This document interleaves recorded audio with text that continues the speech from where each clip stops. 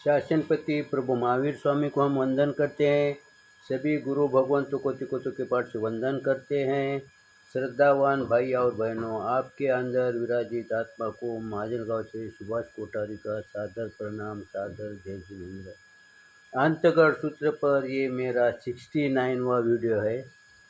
कल के वीडियो में हमने देखा कि पद्मावती रानी ने अपने गुरुदेव को, प्रभु को इस प्रकार कहा कि मैंने नज़दीक से देख लिया है संसार कैसा होता है, कृष्ण कैसे कैसे विपत्ति में फंसा है, जिसके लिए वो बाहर निकलने में असमर्थ रहा। इतना होते हुए भी वो कुछ नहीं कर सका। इसका मतलब इसमें पूर्ण विराम नहीं है, इसमें सफलता मिलने वाली नहीं है, इसलिए मेरे को दीक्षा लेने की है। तो उस समय उन्होंने ये कहा कि आप कृपा करके मुझे प्रवर्जित कीजिए या वह चारित्र धर्म सुनाइए। प्रवर्जित करिए यानी मुझे शिष्य बनाइए, मुझे दीक्षा दिलाइए, ये बात ठीक है। लेकिन आगे उन्होंने कहा कि मुझे चारित्र धर्म सुनाइए। तो क्या वो प्रभु के दर्शन को पहली बार गई है क्या? इसके पहले गई नहीं क्या? प्रभु ने चारित्र धर्म समझाया नहीं क्या? फिर ये वापिस यहाँ पर चारित्र धर्म सुनाइए ऐसा क्यों कहा? इन्होंने मोक्ष मार्ग के लिए क्या करना चाहिए ये क्यों नहीं कहा? क्योंकि पद्मावती रानी ये जान चुकी है कि जब तक चारित्र शुद्ध नहीं होगा तब तक हम आगे नहीं बढ़ सकते। पहले चारित्र समझ में आ गया तो उसके बाद आगे की क्रिया ऑटोमेटिक होते रहेंगी। तो इसके पहले उन्होंने प्रभु के मुख से ये वाणी सुनी नहीं क्या? इसका उदाहरण अगर हमें देखना होगा तो हम कहीं दबे ऐसे किसी की बच्ची देखने को जाते हैं, उस समय वो बच्ची पहले कई बार देखी हुई होती है, लेकिन उस समय हमारे को उसको बहू बना के लेने की इच्छा नहीं रहती है। ये बात हमारे ध्यान में नहीं आती है, इसलिए हम क्या उसको देखा देखा ऐसा कर देते हैं। लेकिन जब हम उनको बहू बना के लेने की है, उस समय हम सामने वाले से कहते हैं कि हम बच्ची देखने को आ रहे हैं। अगर उसने ये भी कहा कि आपने तो पहले कई बार देखा है, कई बार देखा है, उस समय देखना अलग है और अभी का देखना अलग है। वैसा ही पद्मावती रानी ने प्रभु की वाणी उस समय सुनी। पहले जो सुनी है उस समय अलग बात थी, क्योंकि उस समय उनका मन, वचन और काया ये जुड़ी हुई नहीं थी, उसका ध्येय निश्चित नहीं था। अब उसका ध्येय निश्चित हो गया कि अब मुझे मोक्ष जाने का है और अब मेरे को दूसरा कोई है, क्योंकि उसके मोह के सब बंधन तोड़ दिए हैं। अब उनका योग एकत्रित हो गया है, उनका मन, वचन और काया एकत्रित हो गई है। अब मुझे समझाओ, क्योंकि अब ये जो बात है ना, अब ये सही ढंग से उनके दिल में बैठेगी। यहाँ पर उसको रटना नहीं पड़ेगा, एक बार सुन लिया कि ऑटोमेटिक ध्यान में आएगा। वैसा ही हमारा भी जब संसार में मन वचन जुड़ता है उस समय वो बात हम नहीं भूल पाते हैं। इसलिए पद्मावती रानी ने कहा कि मुझे चारित्र धर्म समझाओ। अब वो प्रभु उन्हें अपने चारित्र यानी दीक्षा लेने के पश्चात, अब प्रभु भी देखो इसके पहले जो भी सुनाया है ना, उस समय कैसा सुनाया है, सबको समान रूप में सुनाया है। लेकिन अब कैसा सुना रहे हैं, अब ये मेरी शिष्या बन रही है, अब इनको मेरे को सही क्या बात है, कहाँ गलती हो सकती है, ये बात समझाना पड़ेगा। क्योंकि अगर उसने गलती की तो इसका पूरा दोष किसके तरफ जाएगा कि ये उनकी शिष्या हैं। और उनके शिष्य ने ऐसा करना है। इसलिए आजकल जो दीक्षा देते हैं गुरु भगवान, उनको दीक्षा देने तक कोई कठिनाई नहीं होती।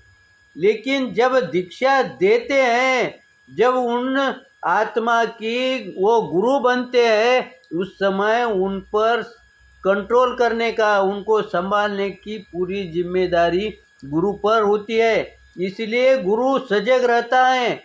गुरु दूर से क्यों होता नहीं, अपने शिष्य पर ध्यान रखता है। भले ही शिष्य को पता नहीं चलता इस बात का, लेकिन गुरु हल पर उनके तरफ ध्यान देते हैं, क्योंकि उनको मालूम है मेरे परंपरा में एक भी गलत शिष्य न हो, इसका वो पूरा ध्यान रखते हैं।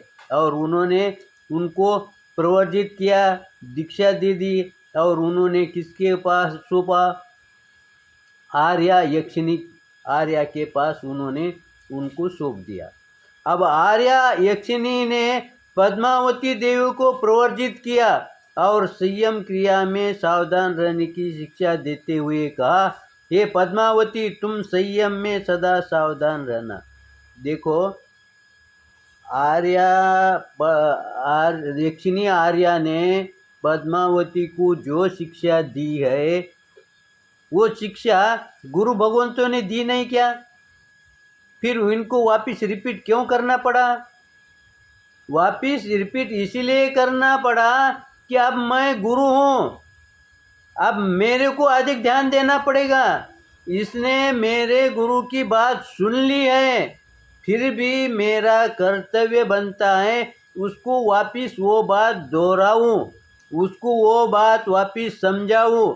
और पद्मावती रानी के दिल में कोई शंका होंगी तो वो गुरु अपने प्रभु से नहीं पूछ सकती है, लेकिन मेरे को पूछ सकती है। इसलिए उसके अंदर जो भी शंका है वो मेरे को पूछे तो मैं उसको जवाब दूंगी, उनको समझाऊंगी। और इस तरह से उन्होंने भी संयम क्रिया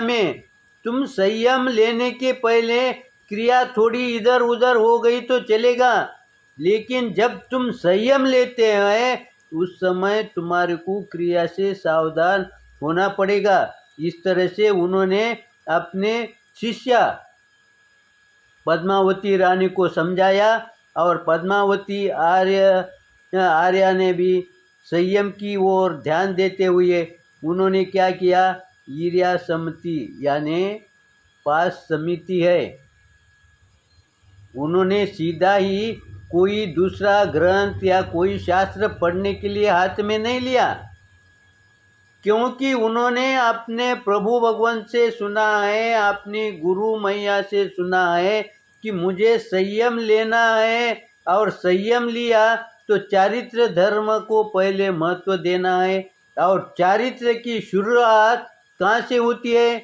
समिति से होती है।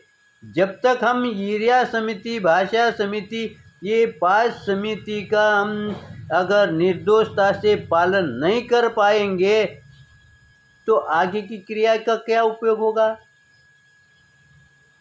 तो ये शास्त्र के अनुसार गुरु भगवान हमारे को ये समझाते हैं कि तुम सामायिक करो, प्रतिक्रमण करो, कुछ भी करो, लेकिन उसकी बेसिक क्रिया है ना, उसके तरफ ध्यान दो। सामायिक के उपकरण में एकादा कम ज़्यादा हुआ तो चलेगा, लेकिन सामायिक करते समय जैसा ही तुम करेमी भंते से पहचान लेते हैं, उस समय तुम्हारे मोह के आवरण है, उस पर संयम रखो, उस पर कंट्रोल रखो, वो बात ध्यान में न आए, और ध्यान में आए तो भी उसकी तरफ ध्यान न दे। ये हमारा पहला कर्तव्य है, ये हमारी ईर्या समिति है। क्योंकि जो 5 समिति है उसमें पहली समिति ईर्या समिति है। पहले हमारे को चलना ही नहीं आया, पहले बोलना ही नहीं आया, तो हम आगे कैसे चलेंगे? इसीलिए ये जो क्रम दिया है इसका भी गुरु भगवंतों ने सही ढंग से उपयोग लिया है कि कौन से क्रम से आगे बढ़ना चाहिए ताकि उनको सही दिशा मिल सकेगी। और इस तरह से अगर हम क्रम से अगर आगे बढ़ते रहे ना, तो हमारे को साधना करने में कोई भी बाधा नहीं आती है। और कम समय में हमारी साधना अधिक से अधिक शुद्ध होते जाती है। शुद्ध करने की जरूरत नहीं है। हम शुद्ध सामायिक ये रट रहे हैं। शुद्ध सामायिक रटना नहीं, शुद्ध सामायिक हो जाना है। और वो होने के लिए पहले हमारे को समझना पड़ेगा कि हम कहाँ से शुरुआत करें। इस तरह से हम समय को देखते हुए, मेरे ओर से कुछ गलत आया होगा तो आप क्षमा करेंगे, और सही लगा तो लाइक करें, शेयर करें। इसी आशा के साथ ओम शांति।